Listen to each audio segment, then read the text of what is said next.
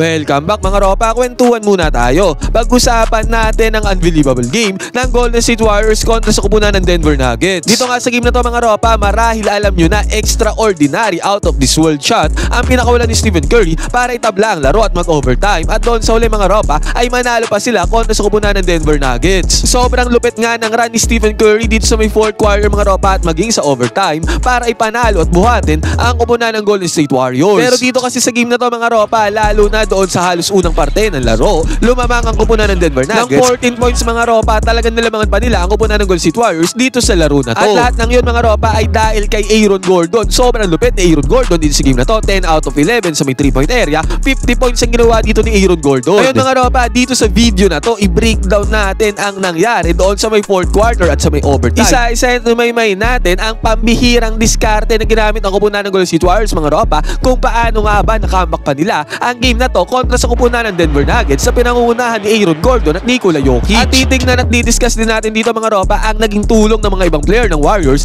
lalo na si Al Horford mga ropa at si Jimmy Butler. Solid performance nga ang ginawa dito ng bagong player ng Warriors na si Al Horford mga ropa. Ngayon mga ropa, ito ang monster game Golden State Warriors versus kupunan ng Denver Nuggets. Ito ang game analysis at breakdown. Simulan na natin to. Okay game. Ngayon mga ropa, lumamang nga ng 14 points sa kupunan ng Denver Nuggets against sa kupunan ng Golden State Warriors mga ropa dahil yan kay Aaron Gordon. Ang lupit ni Aaron Gordon mga ropa. Pero dito na tayo magsimula sa may fourth quarter. All 94 ang score dito mga ropa. Parang nag-back to 0 ang score dito dahil nga tablado. Pero yung sa pagbubukas ng fourth quarter mga ropa, nagkaroon kaagad ng 3-pointer dito. Nagkaroon kaagad ng 3-pointer dito si Tim Hardaway Jr. mga ropa. Basket is good yan. At pagbigay ng bola dito ni Jimmy Butler, open na open din si Draymond Green. Walang takot na pumukol sa may 3-pointer si Draymond Green mga ropa. Alam nating lahat yan. Kaya pumasok naman ng 3-pointer dito ni Draymond Green. Kaya pagbubukas ng fourth quarter mga ropa, naging 99-97 ang score. Lumamang dyan ng 2 points sa kupunan ng Golden State. Pero nakakuha naman ng 2 points sa kupunan ng Denver Nuggets doon sa may ilalim sa may paint. At ang gandang inside pass ang ginawa papunta kay Will Richard mga ropa. At nagkaroon siya ng free throws dyan mga ropa. Pero isang free throw lang ang naipasok dito ni Richard. At dito mga ropa, good interception naman sa depensa ang ginawa dito ng Warriors. Yun nga lang hindi na convert into points dahil nagmintes dito ang mid-range jumper ni Jimmy Butler. Pero again mga ropa, back-to-back good defense ang ginawa dito ng kupunan ng Golden State.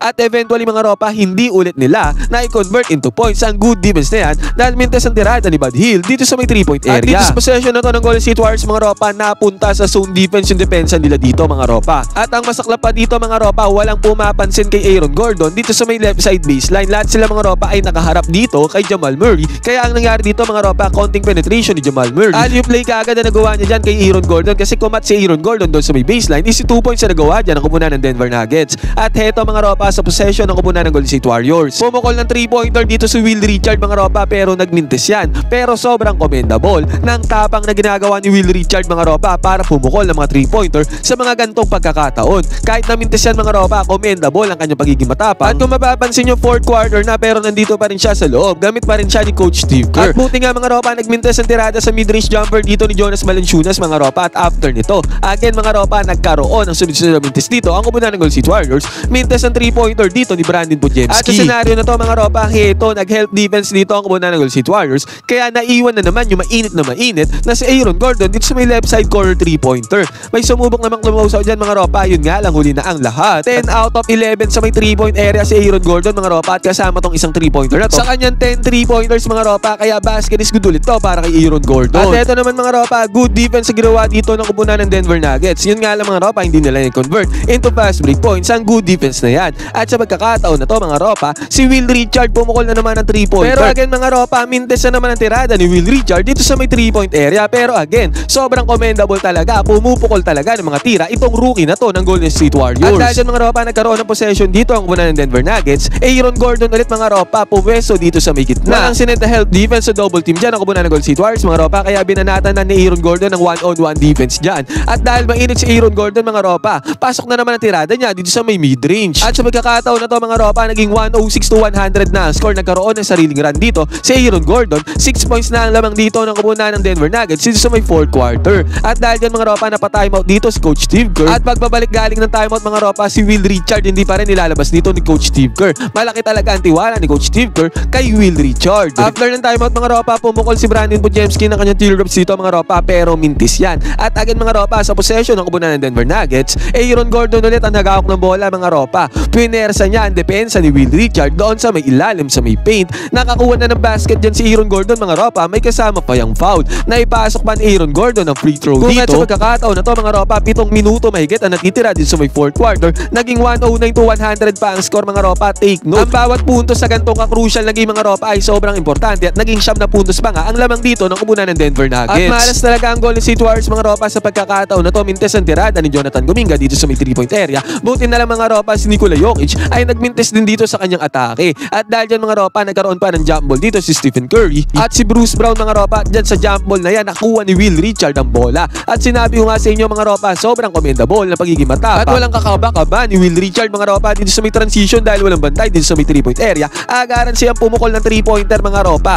At tong pangatlong 3-pointer niya sa may 4th quarter, pumasok na to para sa kubunan ng Golden State Warriors mga ropa at para kay Will Richard. Napakagaling mga ropa, walang kaba si Will Richard, ang tapang niya para pumukol ng 3-pointer sa gantong kadikdikan na laban. Pagkatapos ito mga ropa, si Nikola Jokic ay nagmintes dito sa may 3-point area. Possession ngayon ng kubunan ng Golden State Warriors. Stephen Curry mga ropa, 1-on-1 lang, walang help defense dyan. Ang kupunan ng Denver Nuggets, pinani si Stephen Curry ang primary defender dito mga ropa para makakuha ng easy 2 points. Basket is good. Kung kahit sa pagkakataon na to mga ropa, naging 109 to 105 ang score. Nagkaroon ng 5-point swing dito ang kupunan ng Golden State Warriors dahil kay Will Richard at Stephen Curry mga ropa na pa-timeout dyan ang kupunan ng Denver Nuggets. After ng timeout mga ropa, ang gandang cut kagad ang ginawa ni Jamal Murray. Ang gandang pass din naman ang ginawa ni Nikola Jokic para sa easy 2 points kagad dito ng kupunan ng Denver Nuggets. Samantala mga ropa, ang Golden State Warriors naman ay nag-pick and roll gameplay dito Steph Curry at Will Richard. Dahil success yung pasa ni Stephen Curry at roll ni Will Richard dito sa migit na mga ropa, napilitang mag-help defense dito si Jamal Murray mga ropa at sabay dyan sa cut sa baseline si Jonathan Kuminga. Kaya ang resulta nito, walang bantay si Jonathan Kuminga doon sa may ilalim. Easy 2 points sa kanya nagawa dyan mga ropa, may kasama pang foul.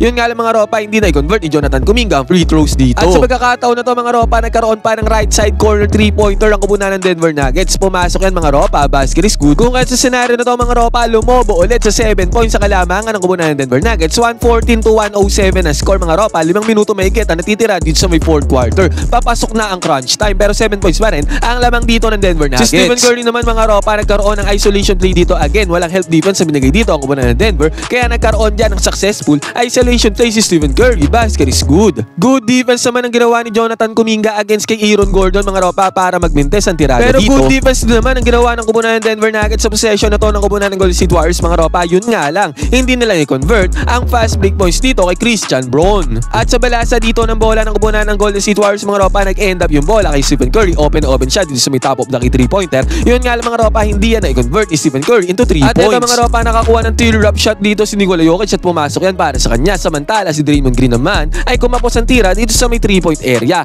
Pasalamat nga mga ropa, hindi pumasok ang tira ni Jamal Murray dito sa may mid-range mga ropa at nakuha pa din nila ang offensive rebound dyan. At agad mga ropa, hindi ulit pumasok ang tira dito ni Nikola Jokic. Nakailag sa bala dito ang kupunan ng Golden State Warriors mga ropa dahil 3 minuto mahigit na lang ang natitira dito sa game na to. 7 puntos pa ang kalamangan dyan ng Denver Nuggets at hindi na dagdagan yun. At ito na mga ropa, dito na nagsimula mag-take over si Stephen Curry sa atake niya na to. Nakakuha siya dyan ng foul at 2 free throws na nagawa dito ni Stephen Curry. Pumasok lahat yan mga ropa para kay Stephen Curry. Samantala si Jamal Murray naman ay umatake dito at hindi siya nakapag-convert ng puntos dyan. At sa possession ulit dito ng Golden State Warriors mga ropa, nagkaroon ng hand-off play dito si Stephen Curry at Draymond Green. And again mga ropa, na-foul dyan si Stephen Curry dito naman sa may 3-point area. Kaya 3 free throws ang ginawa dyan ni Stephen Curry mga ropa at lahat yun pumasok. Bigla ang nagkaroon ng 5-point swing dito ang kupunan ng Golden State Warriors. Naging 116 to 114 ang score. Dumikit agad sila sa score. At sa possession ng Denver Nuggets mga ropa, 2 beses na foul dito si Nikola Jokic. Yung pangalawang foul mga ropa, nag-free throws na siya dyan. Pero isang free throw lang ang napasok dito ni Nikola Jokic. Yung isang free throw mga ropa na clutch ay minintes dito ni Nikola Jokic. Kung kahit sa pagkakataon na to mga ropa, nagkaroon ng possession ng kupunan ng Golden State Warriors at heto mga ropa, sobrang clutch din ng tinirang 3-pointer na to ni Stephen Curry. Take note mga ropa, 117 to 114 ang score dito mga ropa. Kakaunti na ang oras na natitira dito sa may game na to.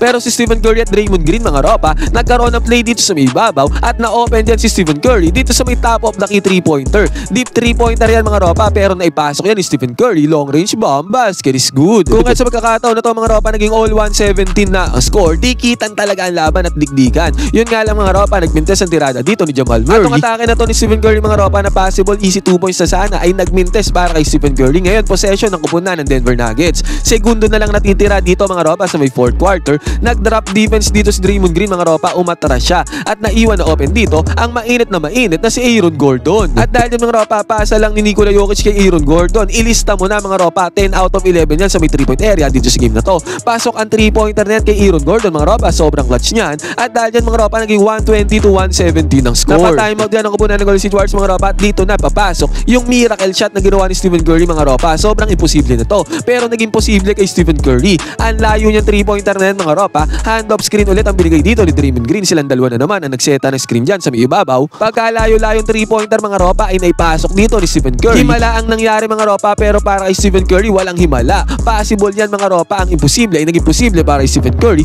Pumasok ang 3-pointer na pagkalayo-layo dito mga ropa. Basket is good para kay Stephen Curry at dahil dyan naging all 120 ang score. At eventually mga ropa hindi naipasok ni Nikola Jokic yung tira dito pagtatapos ng 4th quarter kaya nagkaroon ng overtime. Ngayon mga ropa dito sa may overtime nagmintas ang tirada ni Jonathan Kuminga doon sa may ilalim pero good defense na naman ang ginawa dito ng kupunan ng Golden State Warriors. Kaya possession ulit nila mga ropa. At dito sa possession nila mga ropa nagkaroon ng off-ball screen dito si Al Horford. Ginamit niya ni Stephen Curry mga ropa and again 3-pointer na naman ay pumasok dito para kay Stephen Curry. Basket is good. Yun nga lang mga ropa agaran nakabawi dyan si Aaron Gordon sa kanyang atake mga ropa may kasama pa yung foul at naipasok pa ni Aaron Gordon dito yung kanyang free throw. At si Stephen Curry din mga ropa sinubukan bumawi dito yun nga lang mintes ang tirada dito ni Stephen Curry at si Nikola Jokic mga ropa ay nakakuha ng kanyang teardrops. At ito ang malapit dito mga ropa dito sa may overtime na swingan ng bola itong si Al Horford dito sa may right side corner 3-pointer at walang abog-abog mga ropa pinukol ni Al Horford ng 3-pointer at naipasok niya ang clutch 3-pointer na yan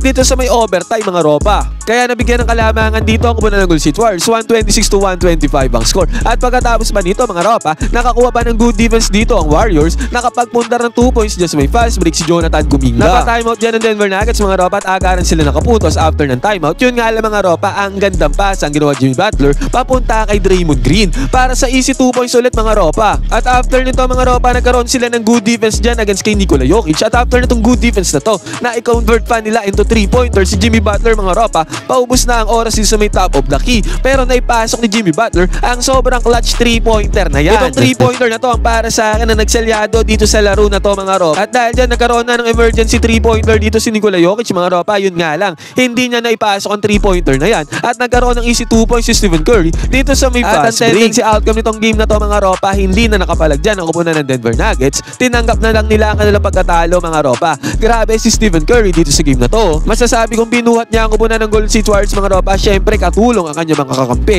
na sila Al Horford, Jimmy Butler, Draymond Green at ang iba pang players ang kupunan ng Golden State Warriors mga ropa. Ngayon anong masasabi nyo dito sa game na to? 2-0 na ang kupunan ng Golden State Warriors. Pwede kayo mag-comment dyan sa baba ng iyong opinion. Magkwentuhan tayo.